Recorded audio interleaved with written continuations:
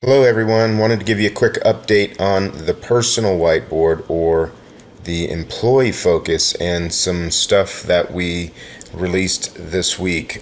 First off, again, this is the employee focus and the personal whiteboard with the understanding that employees would be planning their personal lives with the same format and framework that the company plans its future. So we're going to focus here on the employee focus and specifically the personal whiteboard. So here's a sample personal whiteboard. The look's a little bit different than it was. We've added a series of actions here, so you can add specific actions. So if we look at the personal whiteboard, we've got your personal reflection up here, and then we have your personal focus and outcomes down here, your relationship, wellness, work, and interest focus. Within that, you have outcomes that you create, and this is coming from your personal 360 or personal interview.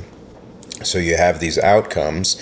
You also have now specific actions that you want to take in order to achieve those outcomes. In addition to that, you've got your daily check-in here that you can evaluate how you did on several things. So if you look at this, you've got your overall plan here, you've got your actions here, specific actions, and then over here you've got a series of things that you want to hold yourself accountable to or evaluate your effectiveness each day.